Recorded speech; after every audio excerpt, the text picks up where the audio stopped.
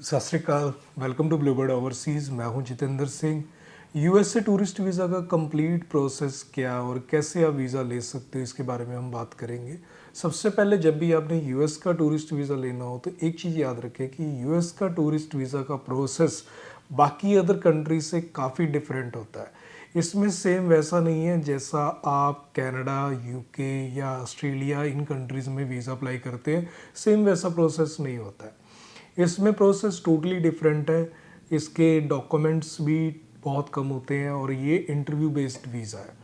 But इसमें काफ़ी चीज़ें ऐसी होती हैं कि हम ये नहीं कह सकते कि ये टोटली ही इंटरव्यू बेस्ड वीज़ा है, क्योंकि इसमें टोटल इन्फॉर्मेशन जो है वो आपके DS-160 फॉर्म में मांग ली जाती है। जो इन्फॉर्मेशन आपने DS-160 फॉर्म में दी है उसके व्याप ही आपको वीज़ा मिलने वाला है। और इसमें आपसे क्वेश्चनिंग जो होती है वो वीज़ा ऑफिसर इंटरव्यू के टाइम पे करता है और आपके इंफॉर्मेशन जो फिल की होती है DS-160 फॉर्म में, उसी से कैलकुलेशन हो जाती है कि आपकी फ़ाइल की इतनी अच्छी है, और उसको वेरीफाई करने के लिए कुछ इन्फॉर्मेशन जो है वो आपसे पूछ ली जाती है। तो ये एक इंटरव्यू का सिस्टम है। इंटरव्यू में कैसे क्वेश्चन होते हैं, कैसे आप वीज़ा ले सकते हो, इस पे हम एक सेपरेट वीडियो लेके आने वाले हैं। इस चैनल पे हम 3 से 4 वीडियो इंटरव्यू क्वेश्चन पे लेके आएंगे। तो इस चैनल को सब्सक्राइब नहीं किया तो उसे प्लीज़ सब्सक्राइब कर दे, जिससे आप तक वो इन्फॉर्मेशन भी पहुंच जाए।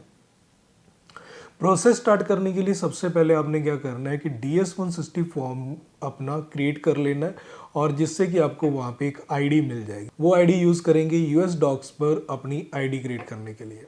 तो यूएस डॉक्स पर जब आपका अकाउंट क्रिएट हो जाता है तो देन आपके वहाँ पे इंफॉर्मेशन कुछ मांगी जाती है जो आपके पासपोर्ट से रिलेटेड होती है, आपके इंटरव्यू से रिलेटेड होती है। वो इन्फॉर्मेशन फिल करके आप अपना अकाउंट क्रिएट कर लेते हैं, और उसी के बेस पे आपकी जो फीस रिसिप्ट है वहाँ पे जनरेट हो जाती है और आप अपनी फ़ीस जो है वो पे कर सकते हैं। फ़ीस पे होने के बाद 24 आवर से लेके 48 आवर में आपका अकाउंट जो है वो अपडेट हो जाता है।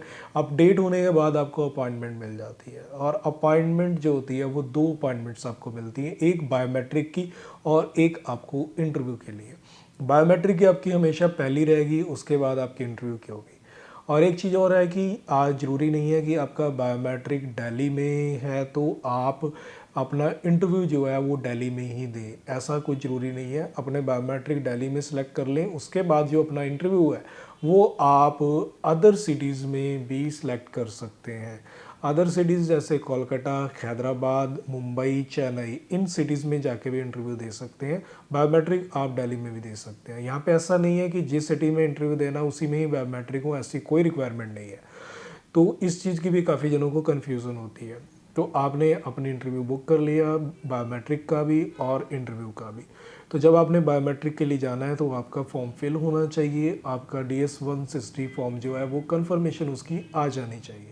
तो वो कंफर्मेशन और अपॉइंटमेंट के साथ और साथ में ओरिजिनल पासपोर्ट के साथ आपको बायोमेट्रिक के लिए VFS जाना है, वहाँ जाके बायोमेट्रिक देने हैं। और उसके बाद जब आप कॉन्सुलेट में जाएंगे इंटरव्यू के लिए, उस टाइम अपने डॉक्यूमेंट साथ में ज़रूर कैरी करें, क्योंकि यहाँ पे आपके कोई भी डॉक्यूमेंट जो है एप्लीकेशन फॉर्म के साथ अपलोड नहीं होते हैं। आप जस्ट इन्फॉर्मेशन फिल करते हैं।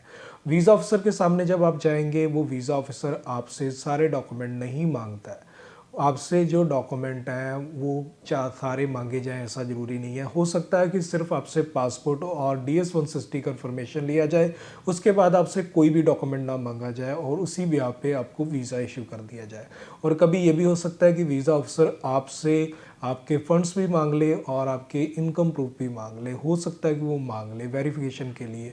जब वो मांगते तो आपके पास होने चाहिए, डॉक्यूमेंट नहीं होते तो उस केस में वीज़ा नहीं मिलता है। तो डॉक्यूमेंट सारे कैरी करें, डॉक्यूमेंट लेके जाएं, और सारी डॉक्यूमेंट जो है आपके अरेंज प्रॉपर हो, और साथ में उनके जो रिलेटेड क्वेश्चन है वो आपके क्लियर हों। वीज़ा अफसर जो क्वेश्चन पूछता है उनको क्लियर करें, उनको बताते चलें, तो आपके वीज़ा के चांस जो है वो अच्छे होंगे। तो इस तरीके से इंटरव्यू देते हैं तो ऑन द स्पॉट आपका रिजल्ट आ जाता है। जब आपके सारा कुछ सही होता है, आपका इंटरव्यू ठीक जाता है, तो वीज़ा ऑफिसर आपका पासपोर्ट रख लेता है और 2 से 3 दिन में आपका स्टिकर लग के आपको वापस आ जाता है। स्टिकर लग के आने का प्रोसेस जो है टोटली डिपेंड करता है रश पे। यदि रश ज़्यादा होता है तो आपका वीक भी लग सकता है, 10 डेज़ भी लग सकते हैं। बट यदि रश ज़्यादा नहीं है तो आपके ज़रूरी नहीं है इतने दिन लगे, आपका जल्दी भी वीज़ा लग के आ सकता है। तो ये कंप्लीट प्रोसेस है यूएस टूरिस्ट वीज़ा का। इस तरीके से अपना यूएस का टूरिस्ट वीज़ा आप अप्लाई कर सकते हैं। आपको हमारी सर्विस चाहिए हो तो हमारी टीम से कांटेक्ट करके आप टूरिस्ट वीज़ा जो है अप्लाई करवा सकते हैं। मिलते हैं फिर एक नई वीडियो में नई इन्फॉर्मेशन के साथ। सत श्री अकाल।